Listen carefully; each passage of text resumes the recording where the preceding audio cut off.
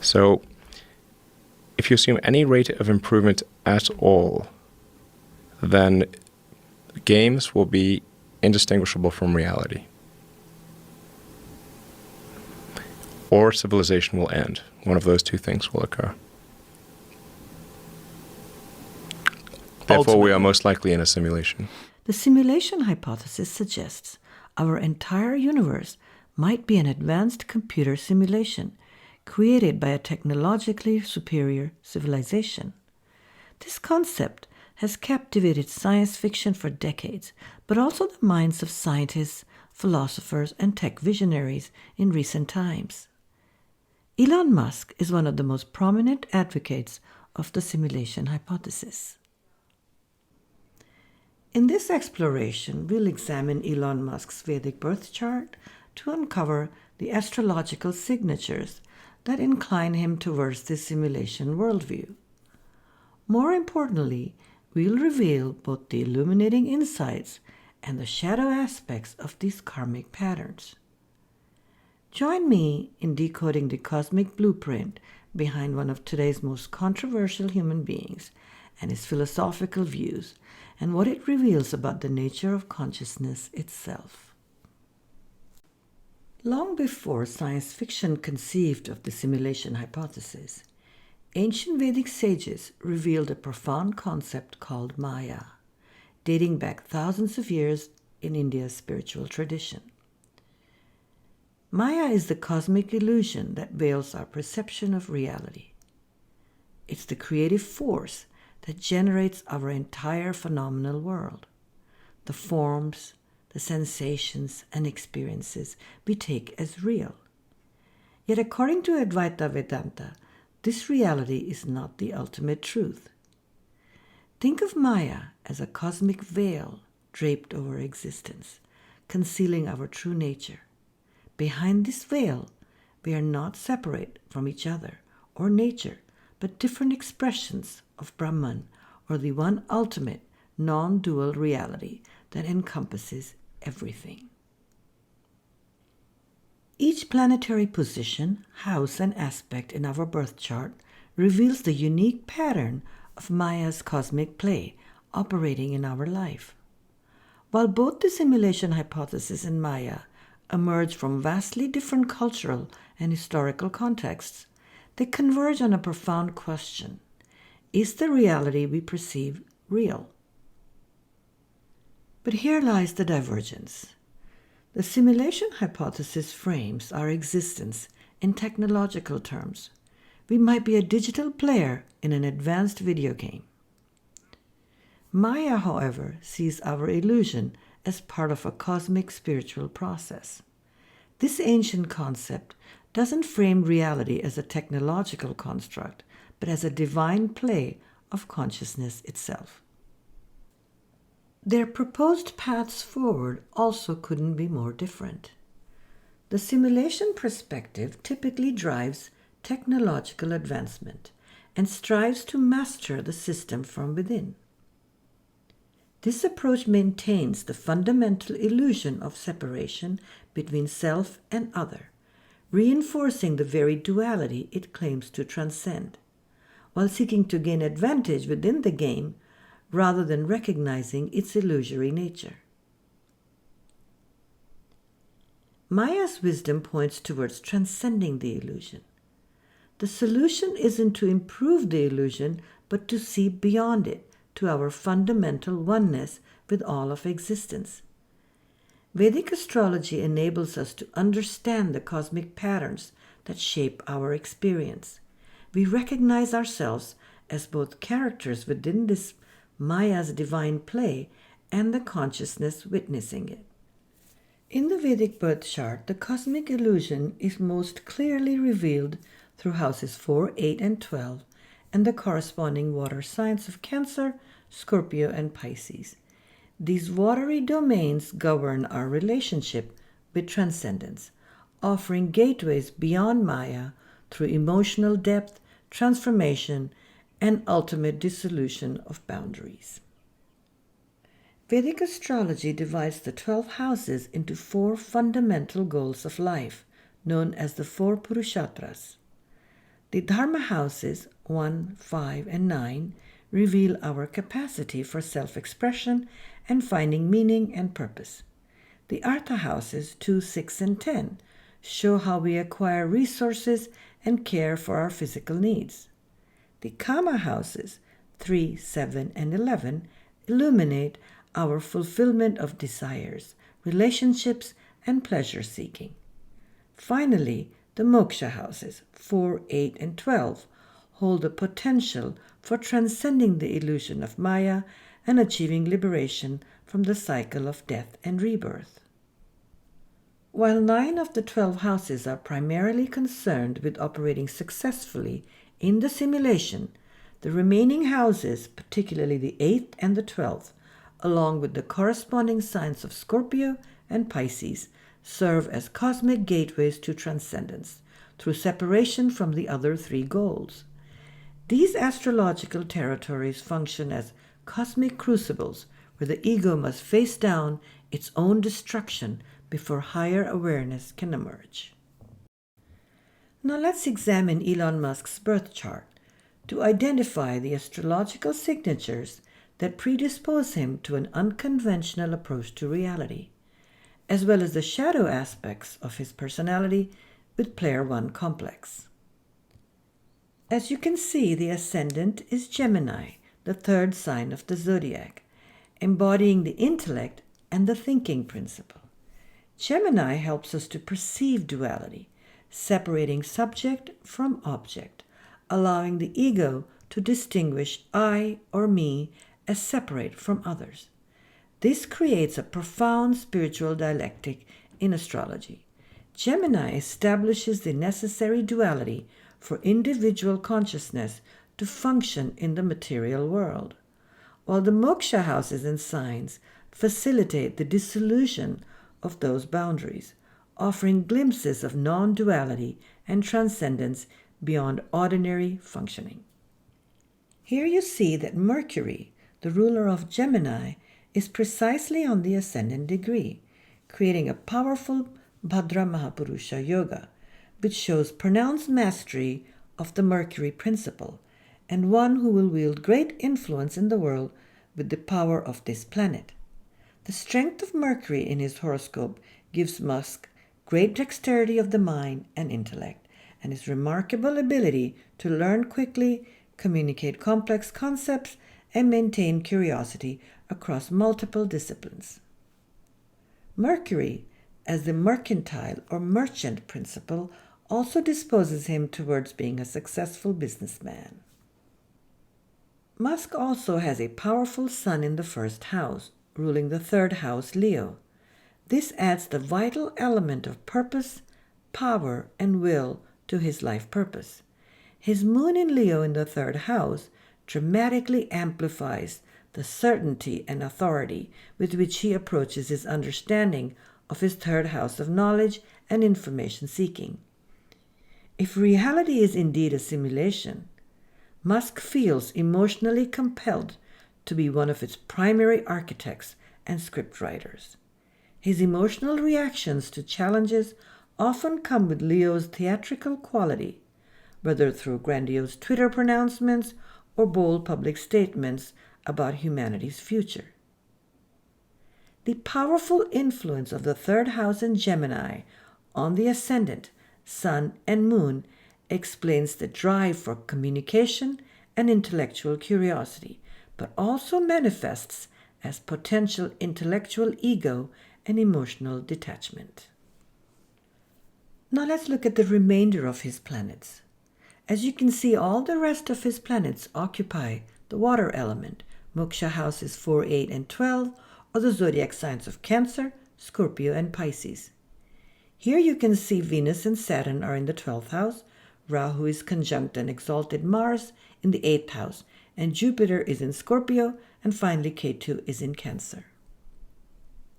These placements create a profound orientation towards seeing beyond conventional reality.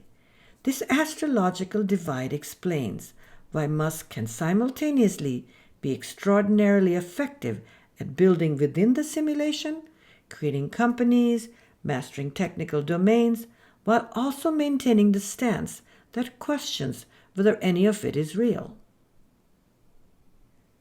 The eighth house initiates the death of the false identity through hidden knowledge, research, secrets, and crisis. Financially, this house embodies the principle of dramatic reversal. It can bestow great financial rise as well as fall. As a profoundly unstable territory that brings us face to face with the unforeseen, it serves as the cosmic gateway to transformation or destruction.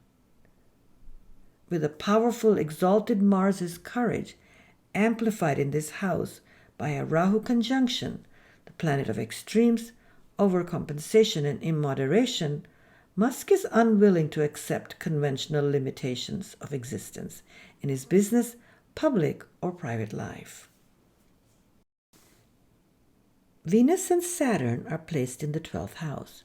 Planets here work subtly but powerfully to dismantle the simulation, requiring much spiritual awareness to transform their potentially destructive influences into conscious transcendence from Maya.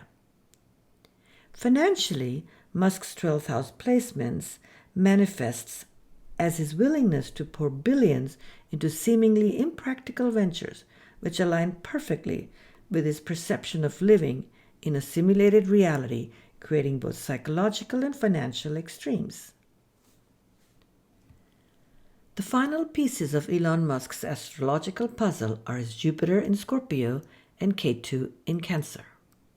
Jupiter in Scorpio intensifies Jupiter's naturally optimistic and meaning-making, with Scorpio's passion to uncover the hidden dimensions of reality.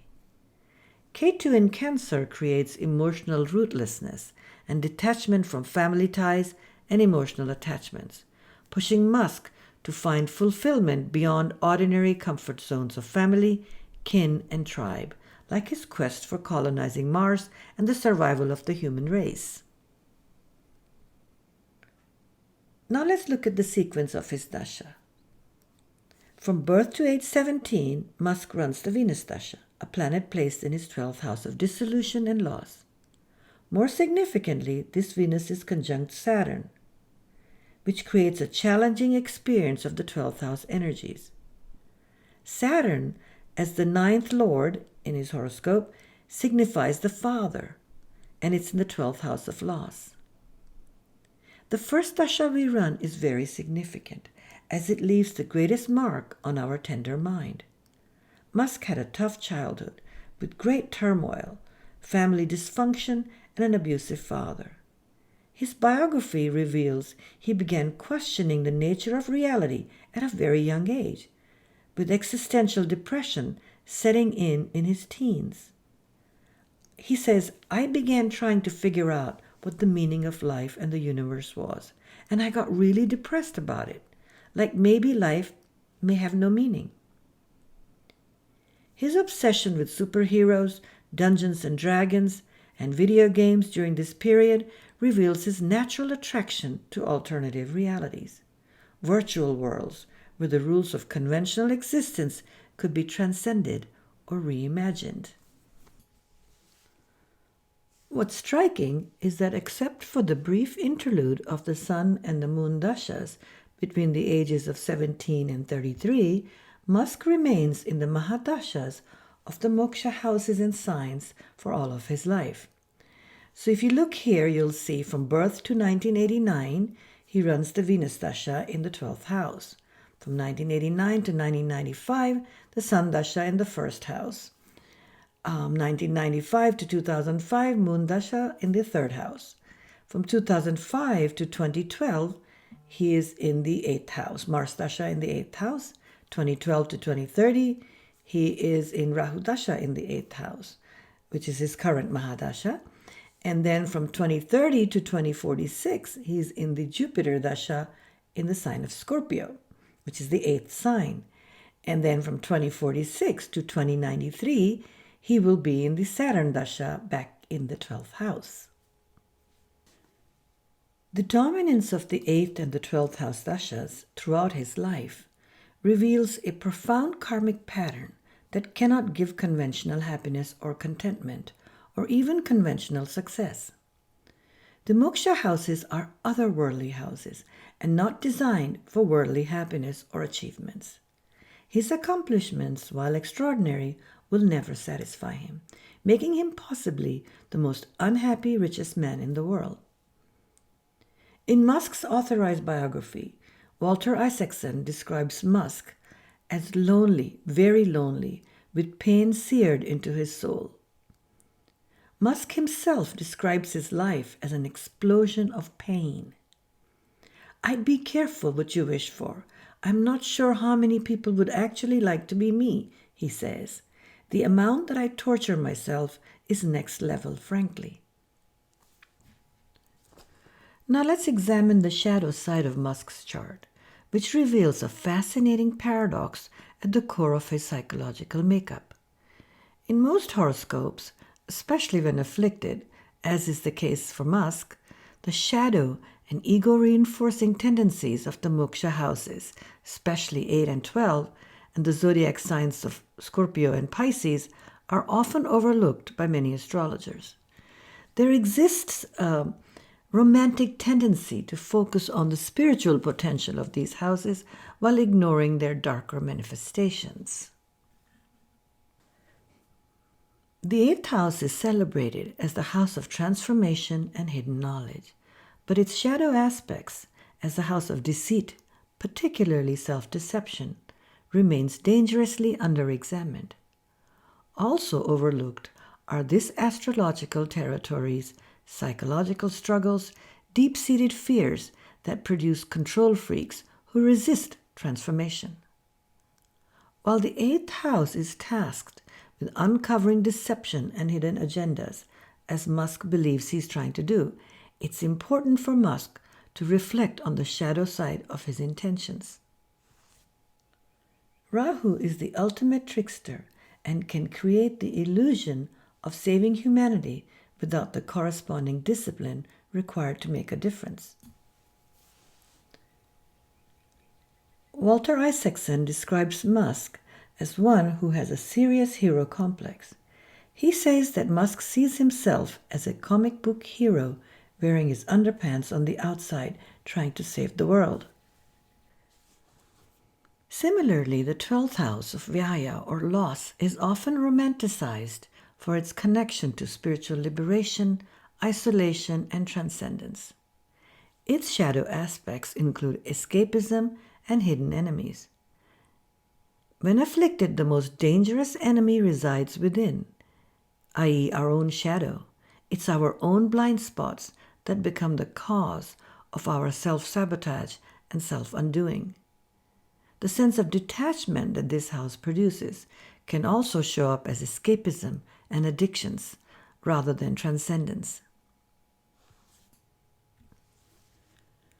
The search for happiness beyond this reality, even if it's on Mars, isn't just a phase for Musk, but a central theme of his entire incarnation.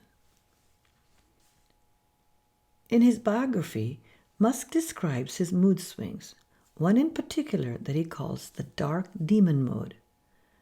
According to people close to him, this mode is chilling. They say he goes dark, almost in a trance. He detaches from the moment and can't remember what he did.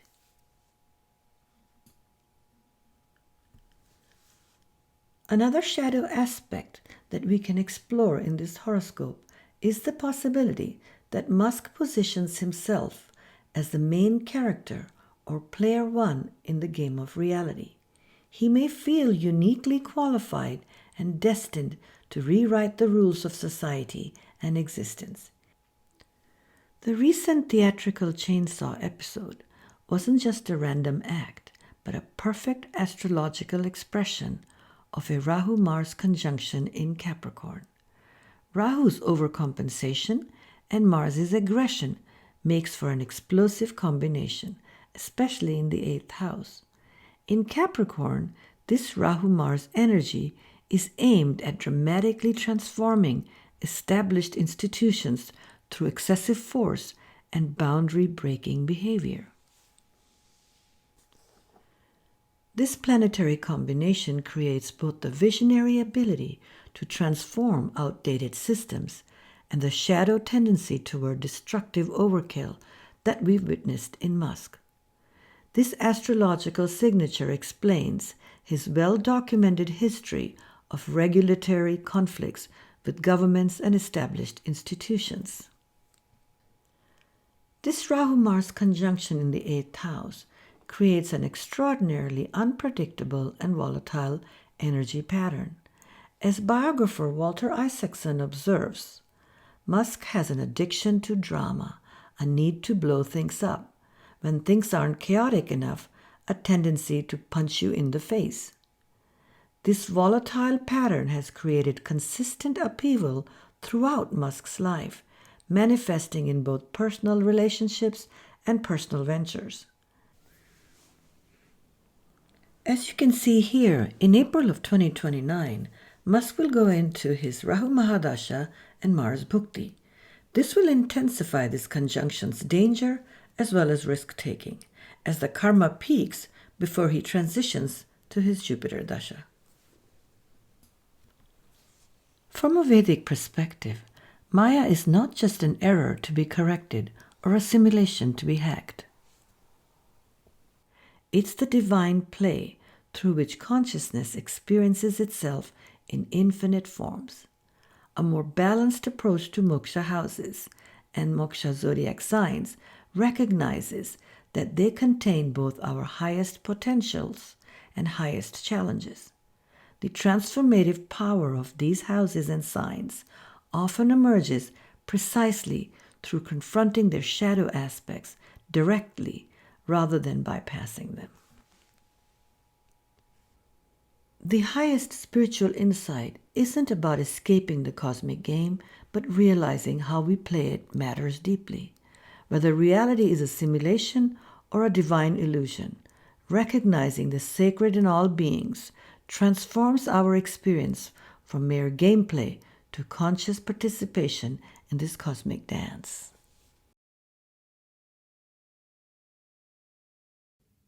So when maybe you or somebody else creates an AGI system and you get to ask her one question, what would that question be?